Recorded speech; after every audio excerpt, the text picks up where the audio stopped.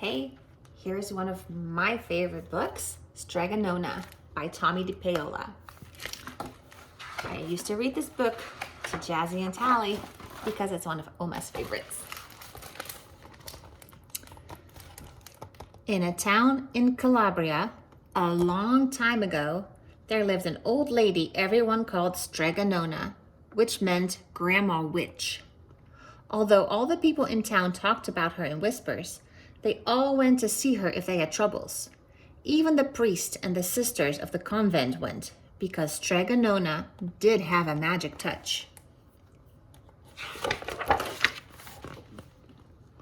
She could cure a headache with oil and water and a hairpin. She made special potions for the girls who wanted husbands, and she was very good at getting rid of warts. But Strega Nona was getting old, and she needed someone to help her keep her little house and garden, so she put up a sign in the town square.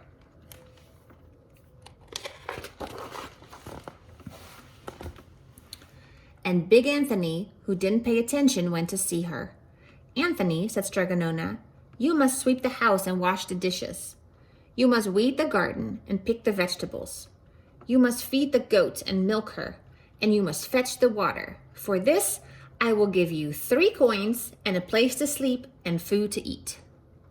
"Oh, grazie," said Big Anthony. "The one thing you must never do," said Strega Nona, "is touch the pasta pot. It is very valuable and I don't let anyone touch it." "Oh, see, yes," said Big Anthony. And so the days went by. Big Anthony did his work, and Strega Nona met with the people who came to see her for headaches and husbands and warts. Big Anthony had a nice bed to sleep in next to the goat shed, and he had food to eat. One evening, when Big Anthony was milking the goat, he heard Strega Nona singing.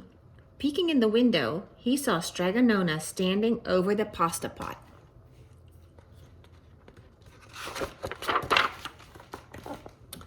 She sang, "Bubble, bubble, pasta pot, boil me some pasta nice and hot.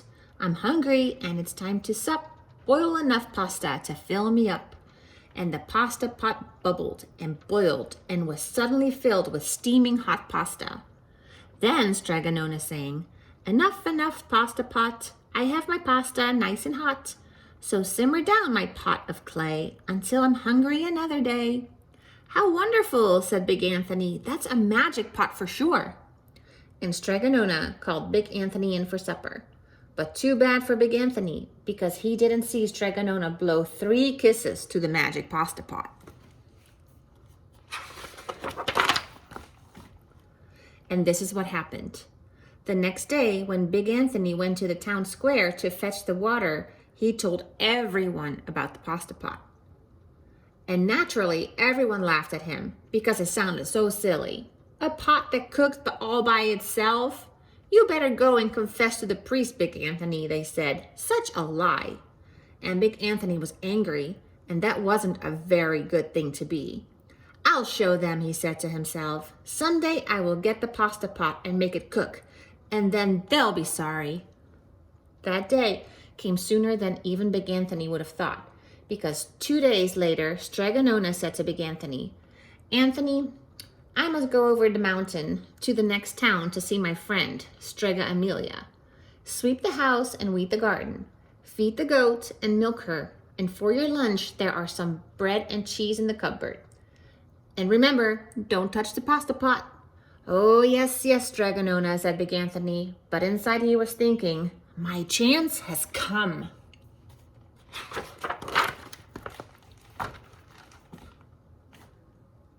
As soon as Strega Nona was out of sight, Big Anthony went inside, pulled the pasta pot off the shelf, and put it on the floor.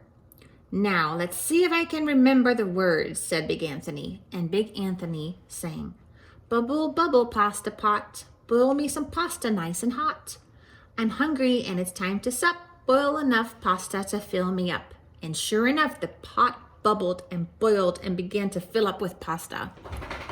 "Aha!" said Big Anthony, and he ran to the town square, jumped on the fountain, and shouted, "Everyone get forks and plates and platters and bowls. Pasta for all at Strega Nona's house. Big Anthony has made the magic pasta pot work. Of course, everyone laughed, but ran home to get forks and plates and platters and bowls.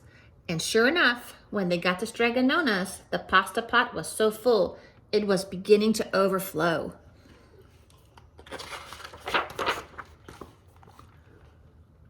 Big Anthony was a hero. He scooped out pasta and filled the plates and platters and bowls. There was more than enough for all the townspeople, including the priest and the sisters from the convent. And some people came back for 2 and 3 helpings, but the pot was never empty. When all had had their fill, Big Anthony sang, "Enough, enough, my pasta pot. I have my pasta nice and hot. So simmer down my pot of clay until I'm hungry another day." But alas, he did not blow the 3 kisses. He went outside, and to the applause of the crowd, Big Anthony took a bow. He was so busy listening to compliments from everyone that he didn't notice the pasta pot was still bubbling and boiling until a sister from the convent said, "Oh, Big Anthony, look!" And pasta was pouring out of the pot all over the floor of Strega Nona's house and was coming out the door.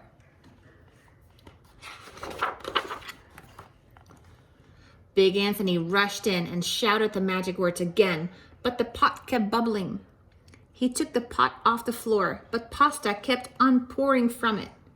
Big Anthony grabbed a cover and put it on the pot and sat on it. But the pasta raised the cover, and Big Anthony as well, and spilled on the floor of Strega Nona's house.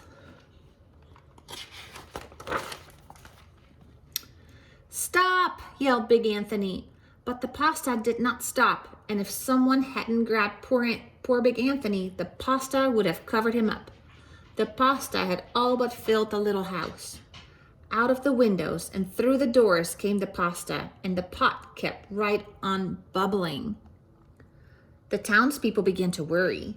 "Do something, Big Anthony," they shouted. Big Anthony sang the magic song again, but without the 3 kisses, it did no good. By this time, the pasta was on its way down the road, and all the people were running to keep ahead of it. "We must protect our town from the pasta," shouted the mayor. "Get mattresses, tables, doors, anything to make a barricade." But even that didn't work. The pot kept bubbling and the pasta kept coming.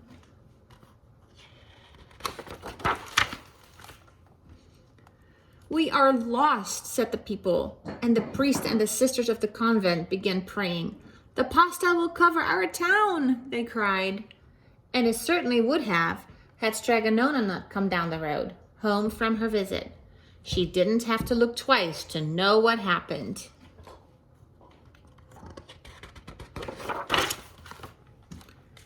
She sang the magic song and blew the 3 kisses, and with a sputter, the pot stopped boiling and the pasta came to a halt. "Oh, grazia, thank you, Strega Nona," the people cried. But then they turned on poor Big Anthony. "String him up," the man of the town shouted.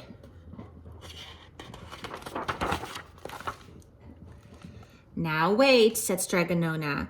"The punishment must fit the crime." And she took a fork from a lady standing nearby and held it out to Big Anthony. "All right, Anthony, you wanted pasta from my magic pasta pot," Strega Nona said.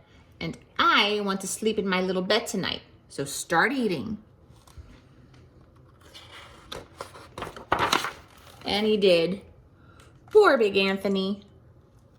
Look how full his belly is from all that pasta.